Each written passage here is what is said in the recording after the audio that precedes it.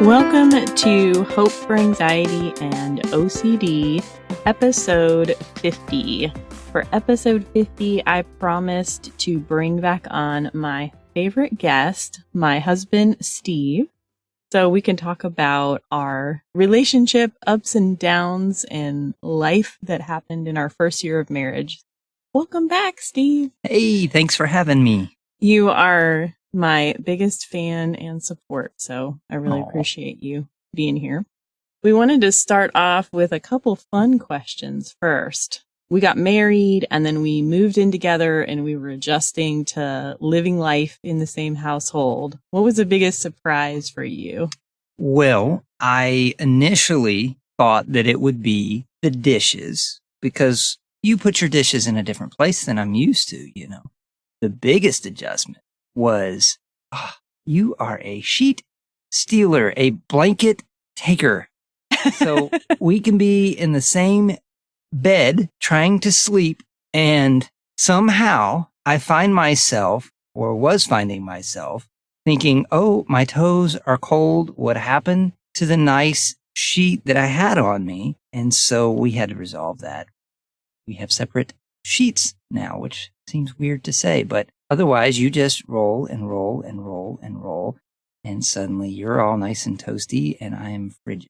Yeah, somehow I'm like a burrito in the covers. The human burrito. And I am definitely a cover hog. I will admit that. So I would say for me, the biggest surprise was related to combining households, in that Steve actually has more shoes than I do. I know that women are usually the ones that are super fashionistas and have a lot of shoes and different styles and colors, but Steve likes to have a variety of shoes and a variety of clothes. And so it, as he's looking around the closet while we're recording.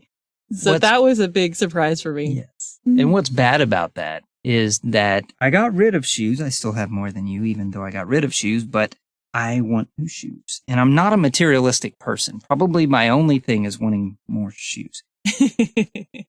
Yeah, you're not big into stuff overall. What would you say was the biggest adjustment that you feel like you had to make when we got married? Well, there are these two fur balls that like space, like the couch and the bed. And the couch I could get over, but the bed, yeah, that was difficult. I don't know that they wanted to give up that spot next to you. Right. So that probably, honestly, that was an adjustment for me. Was used to sleeping just me and not having to worry about something jumping on me in the middle of the night, you know, and the sound of a meow outside the door or whatever the case is, but just having my place on the bed, fighting for that place with a cat or two was a challenge. But you made friends with Lilo and Stitch because you started feeding them shortly after you moved in, which was interesting. I was like, oh, okay, he's taken over this responsibility. And so now when it's dinner time, they don't look at me. They look at you. They know who brings the food. That's right. That's right. And I like routine. So it just made sense. In the morning, I get up, I get them food. At night, before bed, I get them food. It was an easy transition. Yeah. And they're good. For the most part, they are well behaved. They have their moments. They're good. That's true. That's true. And one of the things that we did after we moved in together was we redecorated, because I had been living, in the house here with my roommate, and just overall the house needed a fresh coat of paint, and the furniture was, thrift store stuff. It was pretty run down or old and just needed to freshen things up. So we were able to, that was one thing that we did this year, did some redecorating. This is funny in regards to the cats, because now we have these accent chairs in the living room, and it's like Stitch has his chair that he likes to sit in, and Lilo has her chair that she likes to sit in. They don't ever trade places, which is kind of funny to me. It's like, if we go out there into the living room, it's like Stitch will be in one chair and Lilo will be in the other chair. And I'm like, you guys are hilarious. Right. So they've come to sleeping in the chairs now instead of trying to get in the bed with us, because that way our foot doesn't, roll over on them or kick them or anything like that unintentionally. We had a very unexpected year health-wise. Kind of wanted to share a little bit about that on the podcast. And I got your full permission to talk about these things. And I said, you don't have to talk about anything you don't want to talk about. But I think everything that we've been through together and that you've been through has been really inspiring and has taught me a lot. I wanted to talk about that too. Yeah, absolutely. But it actually started out with a carry health challenge in the spring. I went to a very routine exam with a OB GYN because we were talking about getting pregnant. And then she said, hey, there's this lump and you need to go get a mammogram and an ultrasound on that. And I thought, oh gosh, that sounds pretty serious and pretty scary. Just the timing of everything, we were about to lose our insurance for about a month. So I had to kind of like hurry and get this ultrasound before we lost the insurance. And I thought, I don't know if they're going to want to do follow-up testing or biopsy something. I don't know that we're going to be able to do that. How is it all going to work out? What was that like for you while we were kind of waiting for me to get the testing and then the day of kind of waiting for me to contact you back? That was scary because just not knowing, period. Not knowing, your mind can play so many tricks on you.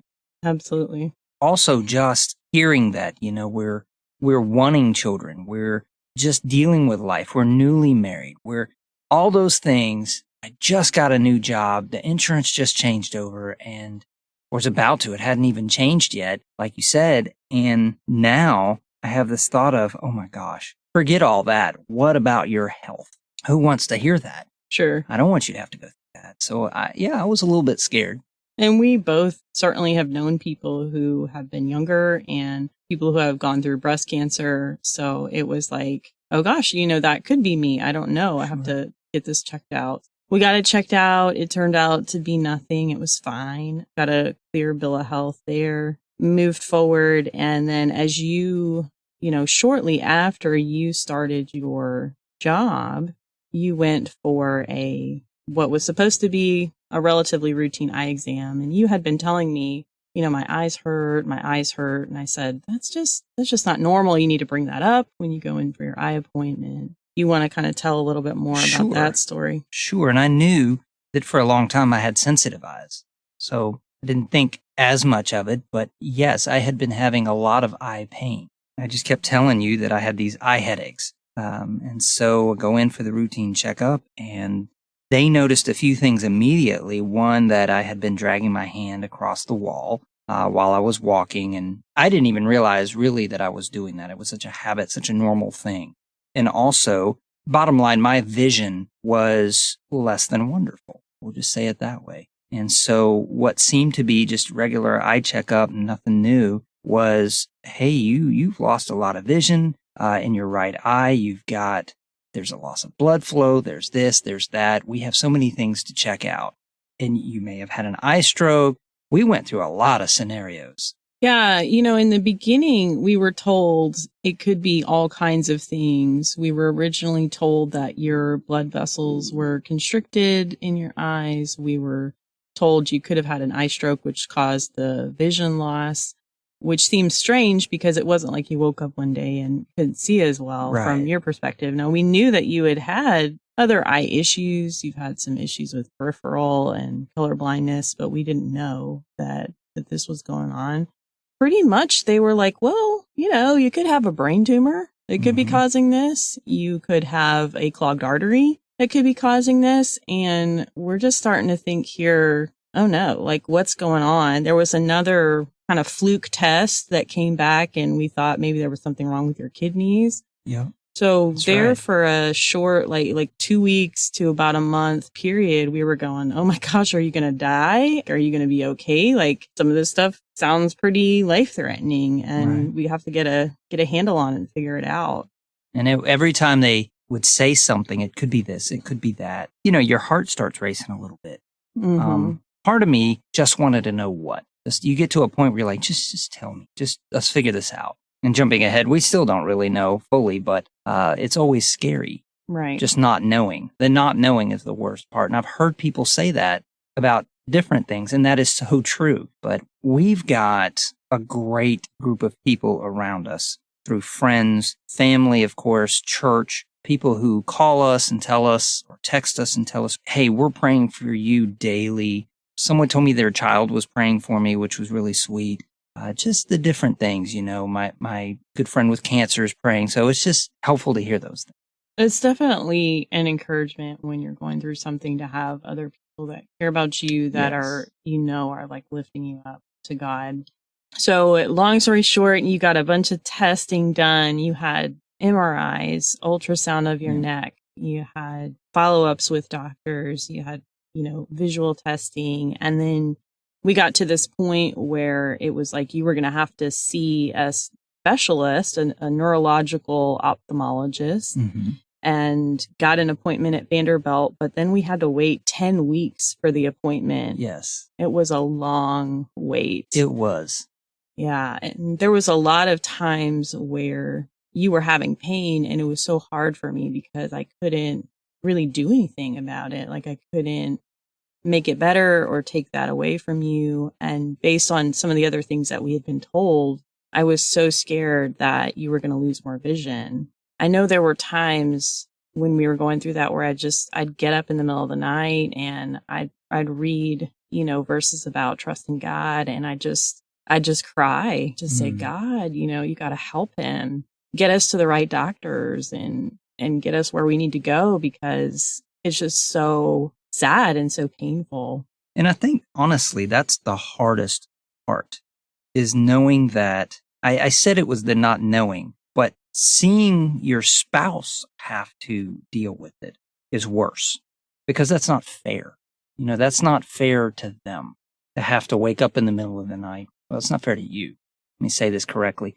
Not fair to you to have to wake up in the middle of the night worrying about me. I know that's part of, we said for better or for worse, we did that in our vows, right? But yeah. I get it. It's still, I kind of get to the point where I'm like, whatever. But it's not fair for you, That's the hardest part. You're also that kind of personality where you don't want anybody fussing over you or worrying about you, or you don't want to be bothering anybody or affecting them in that way. So this week was the week that we went to the neurological ophthalmologist. It was like nothing I've ever experienced, and I'm sure nothing like you've ever experienced. No, I wouldn't recommend that for the family fun day. Definitely not. Yeah, you're keeping your sense of humor about you. It's in essence that they had this long hallway with multiple waiting rooms.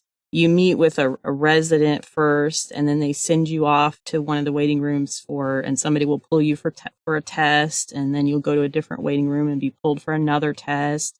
You go back and you meet with the resident and the doctor, and then it was like, well, we need to do this other test. So we were literally up at Vanderbilt for 5 hours. Yes. Yeah. And I will say this too. Vanderbilt did a great job. Yeah. They really did. Everyone there was so nice. And we could probably spend a whole episode just talking about all that they did, and I'll spare you. But it was probably the most difficult thing of it all was just, one, I was hungry. Even though we brought snack bars, you can't prepare yourself for that kind of stress in that many hours of it. And having an ultrasound on your eye, both eyes, that's an interesting thing.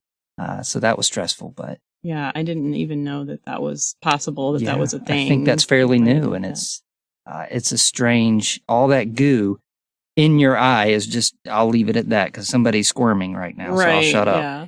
We get to the end of the appointment, and he says probably, I think, one of the worst things that he could say. Here we are bracing ourselves for, oh gosh, you've got a degenerative eye condition, you're going blind, you've got glaucoma, you've got this serious eye issue, and we're kind of bracing ourselves for something like that, like you need surgery. And he literally says, I have no explanation for this pain that you're experiencing. And I have a couple other hypotheses, but you're going to have to go elsewhere to get that treatment. You're going to have to go to a different specialist because it's not actually eye related. Yeah. And that was rough. That was rough. There was a moment we thought it could have been glaucoma, and that was difficult to hear. But at least in this case, you kind of want a label. Or at least I did, because then you can prepare for it. But not knowing is, again, that's difficult. Not why. Why is this happening? Why do I not have vision in my right eye, or peripheral vision, or the pain, or whatever? And hearing also him say, well, it's just weird. Your eyes are weird. Mm-hmm. That just seems like a strange word to use for that. I'm glad that I get to be a weird anomaly, as he put it. That's not what I wanted to hear. Right. It's hard for doctors when they're looking at your symptoms and they don't have a neat, clean category to put you into. It's like, okay, well, this piece looks like glaucoma, but this other piece over here does not look like it at all. And this piece right here looks like this, but this other piece, something doesn't quite fit with the diagnoses. And so we're trying a couple of different avenues. One, they gave you a different eyeglasses prescription that we're hoping will help a little bit because maybe your eyes were strained somewhat from having an incorrect prescription from a previous provider. You're going to be looking at some physical therapy on your neck head to address maybe a nerve that runs behind the eyes that could be upset or inflamed. So those are kind of our next steps. And we essentially got told, hey, come back in 4 months and we'll see you and see if anything's changed. So we're Right. back in January. Yep. Which is difficult, you Yeah. know, and it's so many people praying and they want an answer. And the best I can say is I'll be back in 4 months and we have some other options. Mm-hmm. But it is what it is.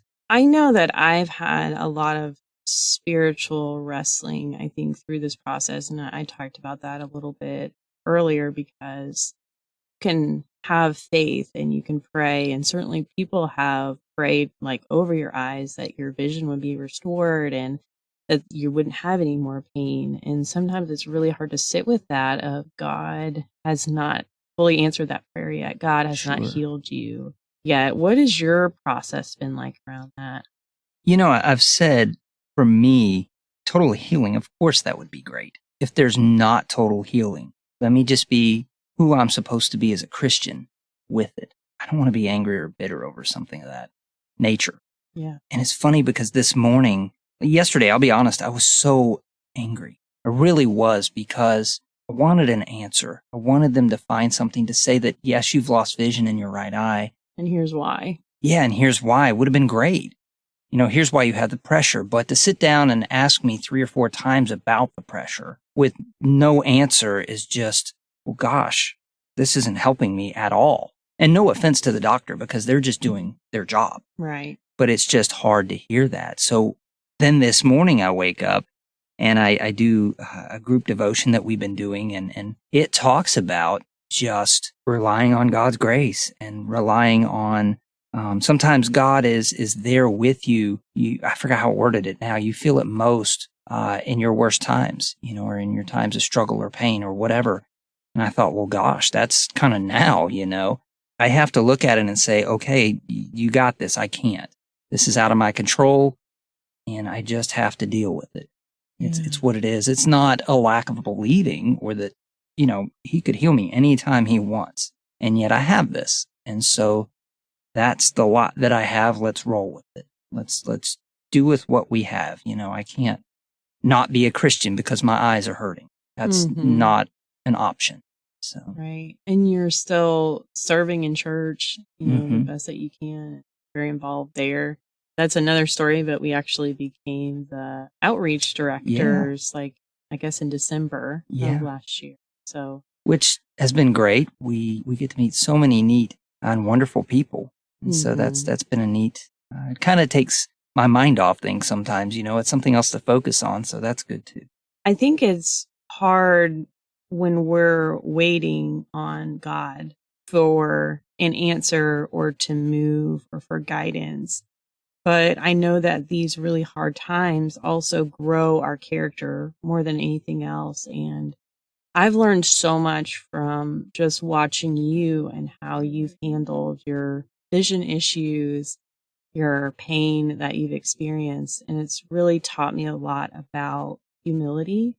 There are times like where you have had to acknowledge to other people, these are my limitations. These are some things that I'm not able to do or I can't see right now. And that's hard to say because you're around a bunch of other people that can see okay. Sure. And maybe it's too dark in the room or it's too bright and you're having to say, yeah, I can't see that right now. Sure. That's for me, you know, I don't know if it's a pride thing, a guy thing, I don't know what it is, but I always want to be able to do what everybody else is doing.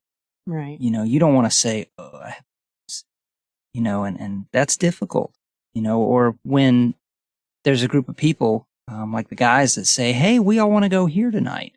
Well, I can't go because I don't drive at night, so Carrie's already somewhere else. I'm just going to hang out here at the house because that's my safe space. I don't want to put anybody out and I don't want to drive. So yeah, there are so many instances that I could give where it's difficult in that sense, but it is what it is. And it's cool in a way though, because I am able to relate with a group of people that maybe others can't, so if there's an older person who doesn't see very well, I totally get that. Not because I'm old, although I'm getting older by the day here, but because I know what it's like to have cataracts. I know what it's like to not be able to see. It's difficult to give up the privileges of driving at night even. That was such a task. That's very difficult. So yeah. Yeah, that's been a big one. There will be times where we'll be out and you can't see because it's too bright, too dark, something, Right. or your eyes are really bothering you that day. Something's going on. Sometimes you have double vision and things are kind of blurry, and you'll just like reach out and grab onto my shoulder or onto my purse or something like that and just hold on to me. I think that's a picture of our Christian life. Like it's dark. Like right now, that's true. Things are somewhat dark and we can't see, and we have to hold on to Jesus. Yeah, that's true. It's not easy because at that moment you're totally trusting me to take you where you need to go.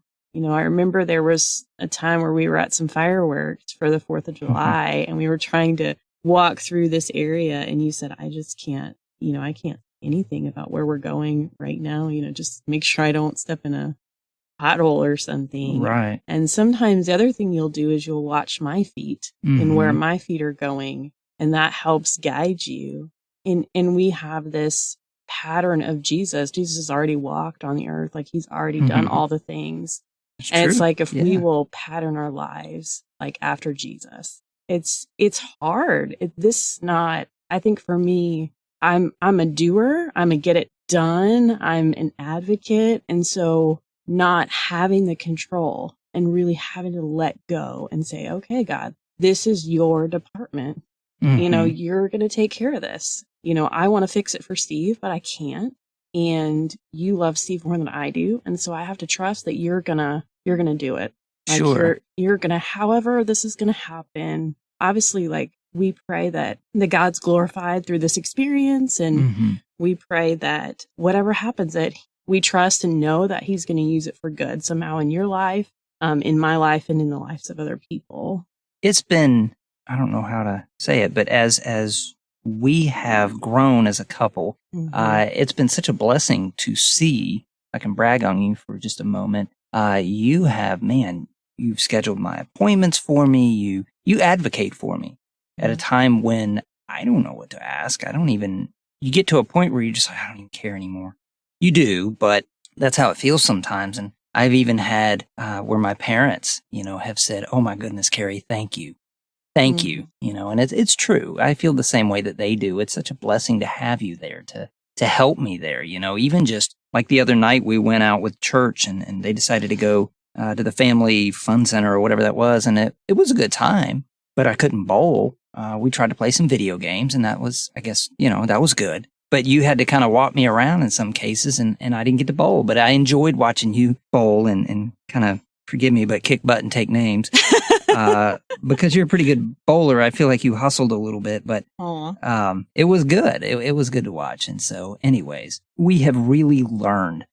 Some couples walk side by side, and we walk me behind you. And that's just the way it is. And that's how much trust I have in you and faith. And it's worked out really well. So thank you. Yeah, for me, I think it's just really been a joy to have you in my life. And I know a lot of people probably would look at it as a sacrifice. And I just don't feel that way because I feel like you've done so much for me as well. And that I know that if the shoe was on the other foot, if something had come back in that screen and I was going through cancer, like you would be doing all those things too. You would be going to the doctor's appointments with me. You would be taking notes and asking questions, or I know that if things were reversed, that you would be helping me out as well. And that's just, it's what you do, as a married couple. And some of you may have heard this who are listening that, marriage is not 50-50 because it just can't be. Because sometimes it's really has to be like 100% and 100%. But there are times where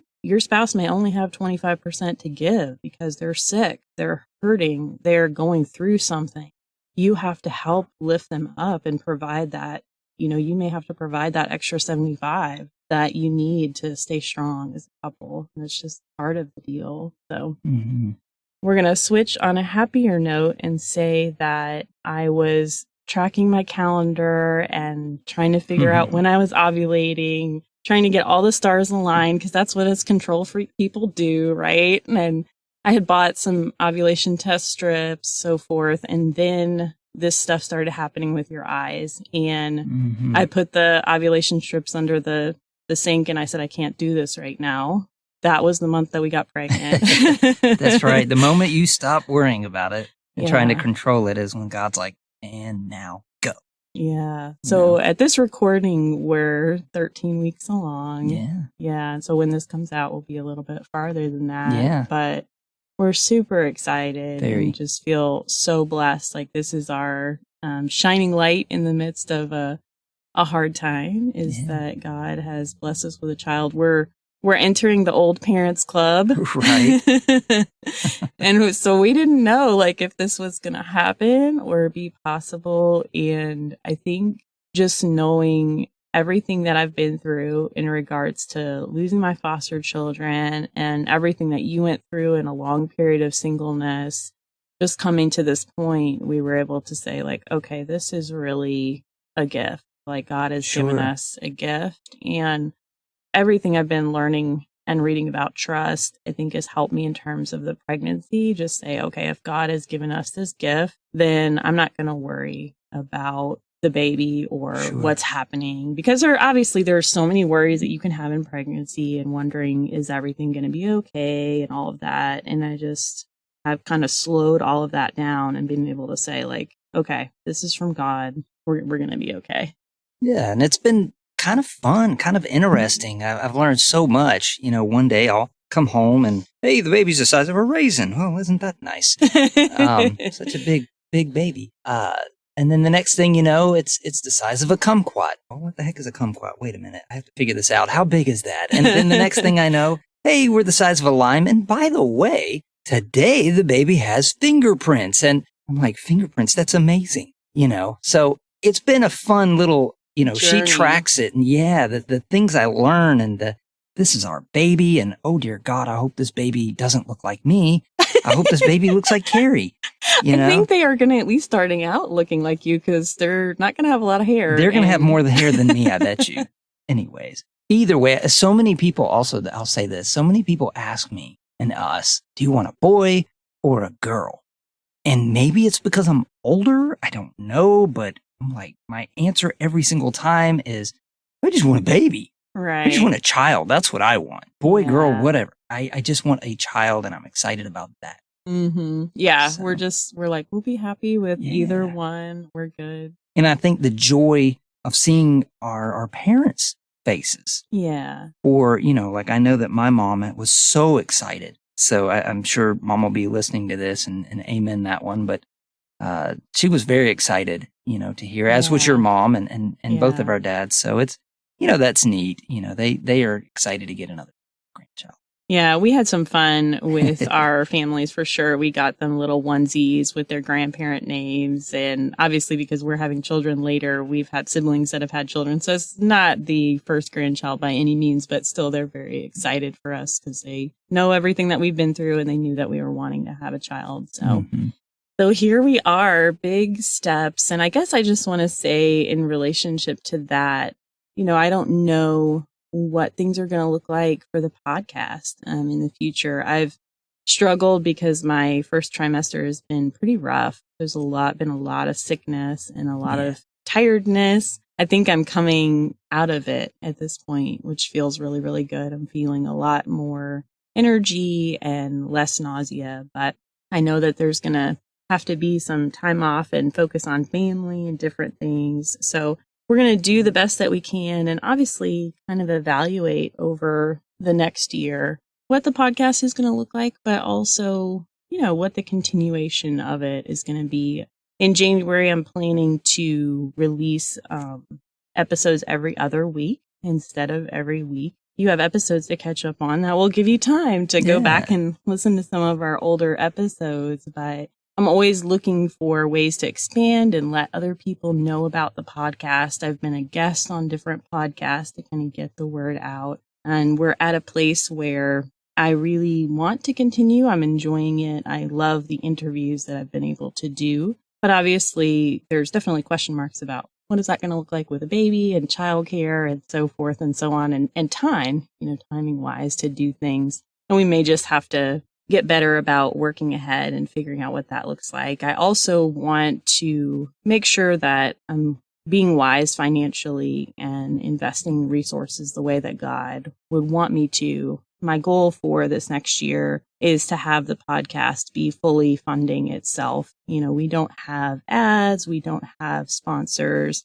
but what we do have is a buy me a coffee opportunity where you can give money to the podcast.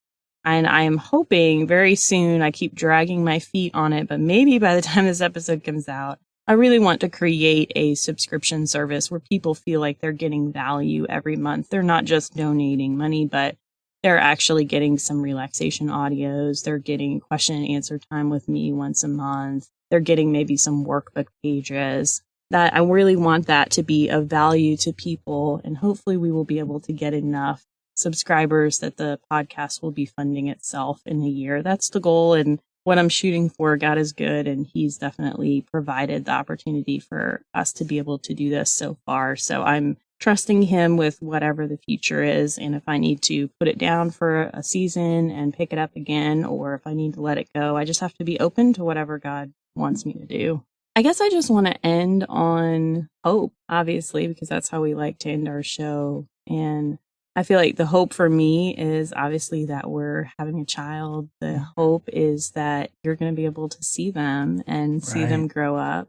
I'm hopeful that God is going to just protect you and protect your vision so that you won't lose further vision, and that God will relieve you of this pain. And we haven't seen it yet, but we will definitely, keep you guys up to date. Absolutely. And I think, I hope that you can do this for a long time because I know that you enjoy what you do, and I'm biased, but I think you're fantastic at it.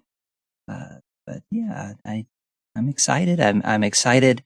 It's been such a blessing from the day we got married, even before that, but from the day we got married till now. And I'm excited for what the future brings and for what great things you get to do with this platform as well. Yeah. Thank you for sharing your story, I think, and being so open and vulnerable. I think it helps people because there are people going through their anxiety right now or their OCD, and they're wondering some of the same questions like we have, like, why isn't God healing me? Or why do I go to these doctors and I can't get help? Or maybe they tried medication and it's not working. I think it's whenever you have a chronic condition like anxiety or OCD, it's a process really to get that help.